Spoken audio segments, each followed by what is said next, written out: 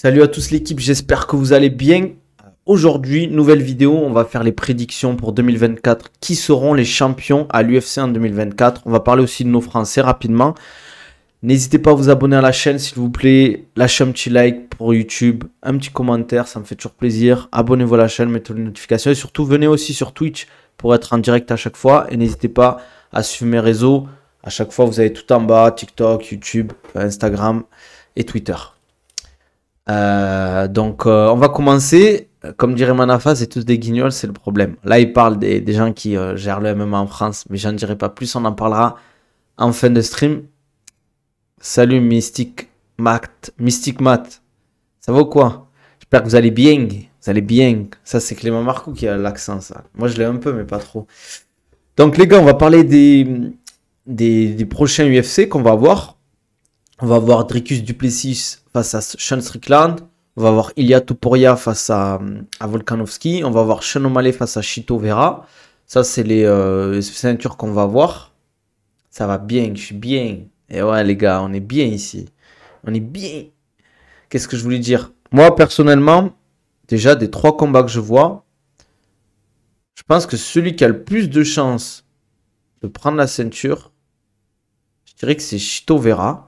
Parce qu'il est sur une belle dynamique. Il a déjà gagné Sean O'Malley. Après, à voir si Sean O'Malley n'était pas blessé avant le combat. Après, il y a Topuria, j'espère, ce serait bien qu'il gagne. Histoire un peu de changer la KT, mais après une belle guerre, comme je l'avais dit dans un précédent stream. D'ailleurs, je vais un peu baisser le micro. Là, ça a l'air mieux, je pense. Mais Dricus du Plessis face à Strickland, franchement, je pense que Strickland sur un 5x5, il va être difficile à sortir là. Non, Volk, c'est le GOAT, il ne doit pas perdre. Ah, c'est sûr qu'il est très très fort, hein. Mais je pense, comme je l'ai dit dans un de mes derniers streams, le fait qu'il ait pris un KO face à Islam Makhachev et qu'il ait repris l'entraînement si tôt, je trouve que c'est se tirer une balle dans le pied, quoi. Topuria, il tape fort et je pense qu'il peut le finaliser rapidement dans les 3 premiers rounds. Et après, Volkanovski, je le vois un peu plus intelligent, légèrement plus complet, tandis que Topuria, je le vois beaucoup plus agressif, beaucoup plus puissant. Donc, à voir. À voir, à voir. Et après, on n'a pas d'autres ceintures. On va avoir John Jones. On a John Jones vs Miocic. Je pense que John Jones va gagner contre Miocic. On pourrait avoir un Arman Tsarukyan qui gagne face à... Comment il s'appelle? Après, on a Arman Tsarukyan vs Oliveira, mais Islam, c'est quand qui combat, c'est ça le problème. Est-ce qu'ils veulent le faire monter? Je sais pas. Peut-être pour une ceinture à... Comment ça s'appelle? C'est où ça? Ils voulaient le faire combattre contre Léon Edwards, je crois. Donc, je sais pas ce que vous en pensez, mais moi, j'aimerais bien voir ce combat, même si je suis pas fan de monter de catégorie trop rapidement, de faire deux ceintures trop rapidement. J'aime bien en fait quand les mecs défendent leur catégorie, défendent leur ceinture. Donc, on verra, on verra. On verra. Pour les Français, j'aimerais bien voir Benoît Saint-Denis pour une ceinture peut-être à Paris. Et fin d'année, peut-être pour Cyril aussi. On devra avoir Manon, normalement, si elle gagne son prochain combat, même si c'est un bourbier. Euh, et, euh, et après, qui monte là? On a Shafkat qui monte bien. On a Arman qui monte bien cette année. C'est vrai on l'oublie un peu. On a Khamzat Chimaev en 84, toujours, qui reste dangereux. Mais je sais pas, le problème de Khamzat, c'est le fait qu'il combatte très peu de fois dans l'année. Et je trouve que c'est une grosse problématique pour lui, hein. Pour moi, s'il n'arrive pas à régler ce souci, ça va être un blocage. Arman, il aura son title shot, je pense. Ben, il doit avoir un combat contre Oliveira qui va être annoncé là dans les jours qui viennent. Donc, il va combattre déjà Charles Oliveira. S'il passe Oliveira, c'est sûr qu'il aura un title shot. Mais peut-être qu'il veut le faire sinon, je crois, comment ça s'appelle? Islam Makhachev vs Justin Gaethje. Walaikum salam, Imzekaer. Ça va ou quoi? En forme? C'est bien les gars ou quoi? Qu'est-ce que je voulais dire? Ok. Et sinon, bon, vous avez vu un peu le croustic qu'a lâché Michael Lobou sur, sur le MMAGP. À ce qui paraît, le boss du MMAGP et qui est Abdel 6h45. Je dirais pas en forme, mais alhamdoulilah. Comme on dit, dans le bon comme dans le mauvais, alhamdoulilah. À ce qui paraît, le MMAGP n'a pas payé certains combattants du 100% Fight, enfin de la H Academy, pardon, et ça depuis cet été. Ça veut dire que ça fait plus de 6 mois, enfin quasiment 6 mois, que le mec a pas payé les combattants, quoi. Et je pense qu'en plus, c'est pas des gros salaires qu'il leur donnent. Ça devait être des primes à 1000 balles, 2000 balles max, quoi. Ah, ils ont mis tout l'oseille sur Doumbé, hein. C'est une dinguerie. En plus, moi, ce qui m'énerve, c'est que le Abdel, le big boss du MHGP, il parle de, entre guillemets, de, ah, comme quoi on veut lui faire du mal, on veut atteindre à sa réputation, à la réputation de son truc. Mais si c'est avéré, ça, j'espère que c'est faux. C'est possible que ce soit faux, mais je pense que Michael Lebout n'aurait pas inventé. Après, je sais qu'ils ont des difficultés financières le MHGP, mais c'est pas une excuse pour pas payer tes combattants.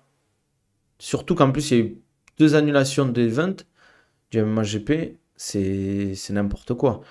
2 annulations. Moi, j'ai un mec de mon ancienne salle à Toulouse qui devait combattre un MHGP. Je lui dis, franchement, focus-toi sur le Cage Warrior parce qu'il a signé avec le Cage Warrior et il a bien fait, hein. Il s'est focus sur son combat au Cage Warrior. Au final, il a gagné son dernier combat, donc tant mieux, quoi. Tout le, tout le livre, tout le livret A est parti pour Doumbé, c'est clair. Mais si c'est vrai qu'il paye 50 000 balles par combat, c'est une dinguerie, hein. Parce que si tu payes un mec comme Doumbé dans les 50 000, voire 40 000 balles et que derrière tu payes pas les autres combattants, c'est vraiment, ça c'est vraiment un des trucs que je supporterai pas.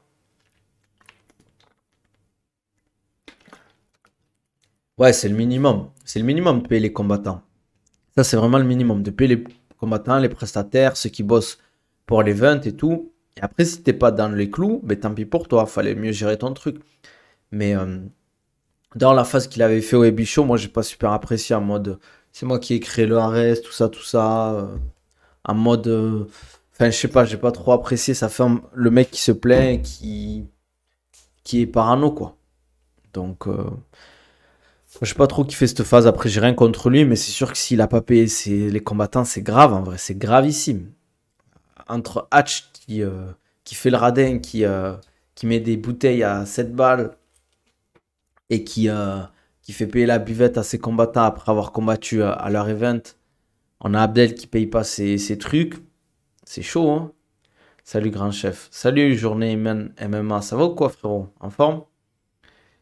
Non, c'est chaud en vrai de faire ça. Il y a beaucoup trop d'incompétents dans le MMA et les orgas, ces entrepreneurs d'Instagram. En fait, je pense qu'il y a beaucoup de mecs qui veulent se faire de l'argent, qui se rendent compte que c'est beaucoup plus dur. Après, l'événementiel, ça reste dur comme domaine et comme milieu pour faire du biz.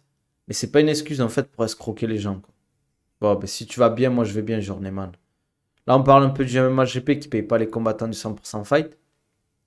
En même temps, de temps en temps, on switch avec les combattants de 2023, hein. C'est comme ça les lives ici, hein. C'est un peu le.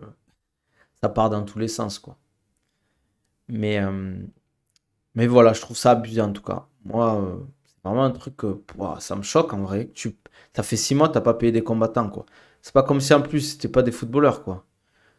Welcome salam, Ricop 19, ça va quoi? T'as pu prier tranquillement, c'est cool. Le seul orga qui fait des bénéfices, c'est l'UFC.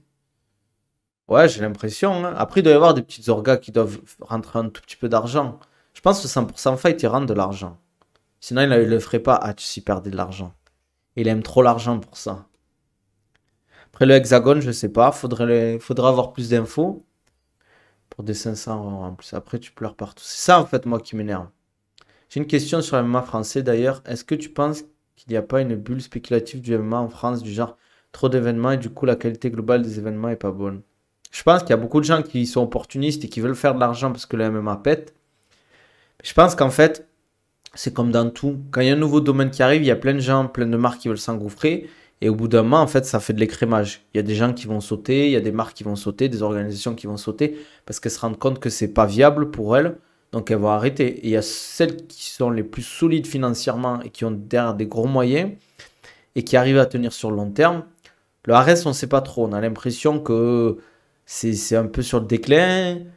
Mais ça parle de Arès à Aix-en-Provence, tout ça, tout ça. Je sais pas ce qu'ils veulent faire. Hexagone MMA récupère beaucoup d'amateurs là.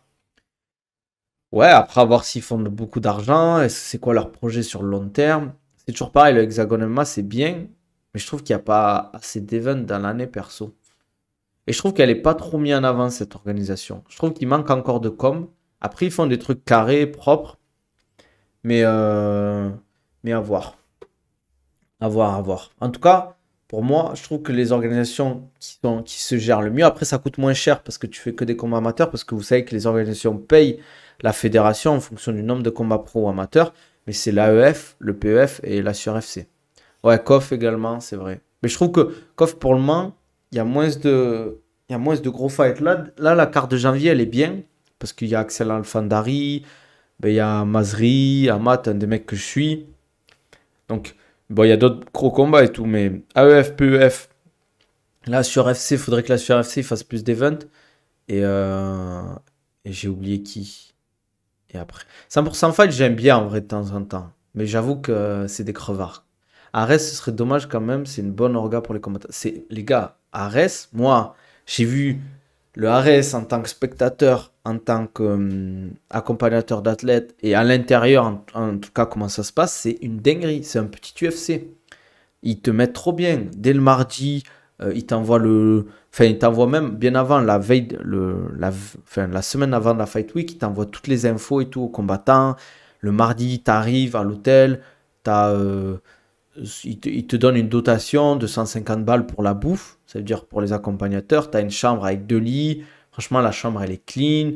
Euh, c'est pas. Voilà, quoi, c'est vraiment propre. Euh, L'hôtel, il est bien placé. Il n'y a pas de bruit.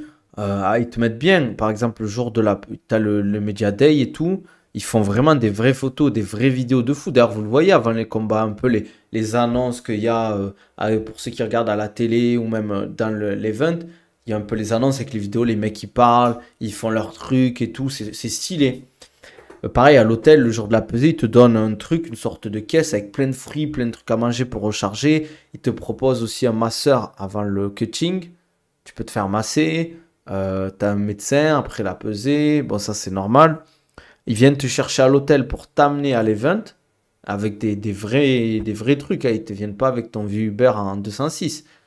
Quand on avait fait le main event face à Escudero, les mecs ils sont venus nous chercher un Maserati, quoi.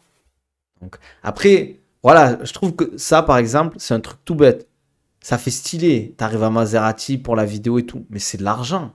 Ça coûte cher de payer une entreprise qui va venir te chercher un Maserati ou avec des beaux vannes et tout ça. Et puis, il loue un hôtel dans le 9-2. Je te dis que l'hôtel, les chambres, elles sont chères. Alors, je sais pas s'ils ont un prix, le Ares, mais en tout cas, si tu dis que tu viens pour le Ares, etc., d'un accompagnateur, la chambre, c'est 132 euros la nuit. 132 euros la nuit, c'est super cher.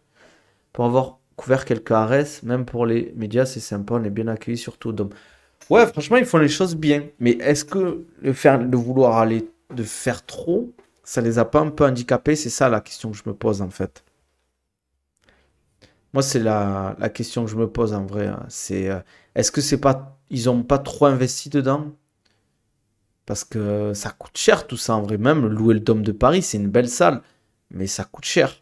Après, j'ai vu pour la RS 11, c'était chaud. Ouais, non, mais c'est abusé.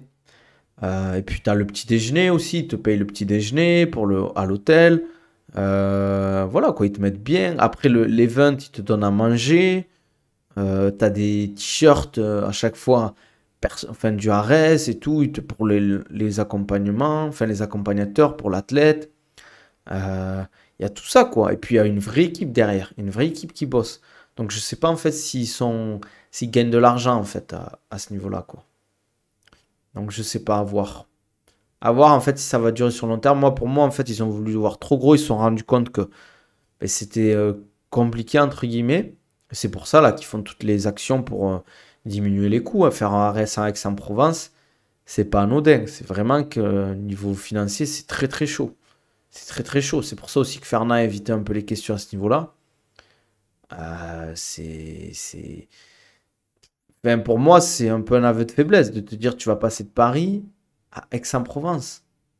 Déjà, pourquoi déjà Aix-en-Provence et pas Montpellier ou Marseille? Ça montre bien que financièrement, c'est chaud. Parce que tu vois, tu as quand même plein d'autres villes en France où tu aurais pu le faire. Tu as Lyon, tu as Marseille, Bordeaux. Je pense que Marseille ou Montpellier, ça aurait été une bonne idée. Donc, je sais pas pourquoi ils ont fait ça. Il y a tellement de villes, même Lille ou des trucs comme ça. Arrête, c'est. Essaye de tourner comme une Ferrari avec un moteur de chevaux, mais là, reste en public l'année prochaine, c'est chaud. Ça, je sais pas si ça va se faire en vrai. J'ai du mal à comprendre l'intérêt en fait de faire un reste en public à huis clos. Ok, ils y gagnent à payer moins d'argent, mais je sais pas. Moi, j'ai du mal en vrai. Mm, mm. Voilà. Essaye de tourner, ouais, ok. Bon, on a un peu truqué du sujet, comme on dit quand même, on va pas se mentir, hein. On est un peu parti du sujet. Ah, purée. Qu'est-ce que je voulais dire? Sinon, pas trop d'infos actuellement, hein. On n'a pas trop d'infos. Je vais regarder si on a des trucs là. Des petits croustilles, mais sinon, rien de spécial, hein. Rien de spécial. Je pense qu'on va voir un Islam Makhachev vs Justin Gaethje.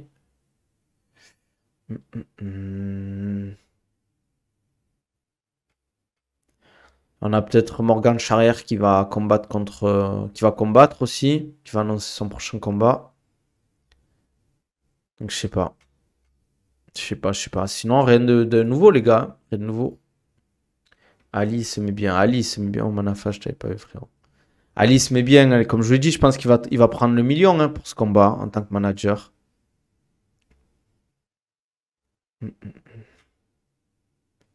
Qu'est-ce que je voulais dire? Sinon, rien de ouf. Hein.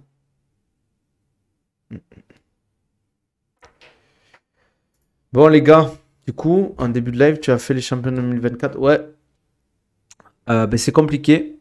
En vrai, c'est compliqué. J'avais dit John Jones. Moi, je vois quand même toujours. Sean O'Malley, je le vois plus champion. Je vois bien peut-être un Merab. Omar, ça serait trop compliqué encore pour Omar. Parce qu'il combat pas. Merab, je le vois bien. Ton avis sur les prochains Français à signer à l'FC? Virgile, je dirais Axel Sola. Baki, on l'espère. Après, qui est en train de monter? Abou, des frères Younoussov. Et sinon, il y a qui monte bien, qui est impressionnant. Je sais pas. J'aurais bien aimé qu'on voit Azael, parce qu'au Bellator, je trouve qu'il passe un peu sous les radars. Après, je sais pas s'il représente la France, je crois qu'il représente l'Algérie, donc ça compte pas. Mais ouais, je vois eux, hein. Franchement, je vois personne d'autre pour le moment. Après, des fois, ils signent des mecs, tu te dis d'où ils sortent, tu vois, des fois, donc c'est possible, mais je pense que s'ils signent des mecs, ça sera ces quatre-là. Axel Sola, Abou, Virgile et Baki, cette année. Peut-être Doumbé, qui sait, hein. Ça serait cool. Après, je sais pas si Doumbé est intéressé, quoi. Et pour les champions 2024, je verrais bien, moi, Merab. Ouais, Merab. Mais bon, j'ai l'impression qu'ils le mettent pas en avant. Chez les 77, possiblement Shafkat. Amin. Amin Ayoub. Non, Amin Ayoub, frère, c'est mort pour lui. C'est fini pour lui. Il a refusé une fois, il combat plus. Pourquoi il prendrait s'ils prennent vraiment? C'est pas méchant hein, ce que je veux dire, les frères. Parce qu'Amin Ayoub, c'est un bon combattant quand même. S'ils prennent, c'est entre guillemets short notice en mode ils ont besoin de quelqu'un et tout à la dernière minute. Mais bon, leur roster il est tellement grand maintenant qu'ils peuvent toujours trouver quelqu'un quoi. Mais, euh, mais je sais pas. En fait, je pense qu'il a trop fait d'erreurs du jugement, le fait de refuser de combattre à l'UFC puis de s'embrouiller avec Fernand Lopez. Maintenant, il est bloqué. Ça va faire depuis combien de temps qu'il a pas combattu? Après, Guimouri sorti nulle part l'année dernière, qui sait? Ouais, c'est vrai. Yanis Guimouri, c'est vrai qu'il est arrivé comme ça. Mais après, c'est la force du BTT. Ils ont vraiment fait le taf cette année. Au niveau des signatures, quoi. Bon, les gars, on va se laisser là. Je pense, on a fait le tour. N'hésitez pas, les gars, sur Twitch aussi, à vous abonner à la chaîne.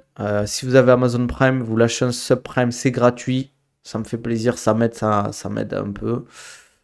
Omar Sy, on va le voir sûrement, ça c'est sûr. On va le voir Omar Sy cette année, pour 2024. En tout cas, les gars, sur YouTube, n'hésitez pas à lâcher un petit follow, un petit sub, un petit abonnement, un petit like. Franchement, like, ça coûte rien. Vous avez juste appuyé sur un bouton, ça me fait plaisir. Un petit commentaire et voilà, venez sur les autres réseaux, venez me follow sur les autres réseaux, les gars, ça fait plaisir. Prenez soin de vous, on se dit à demain. Allez,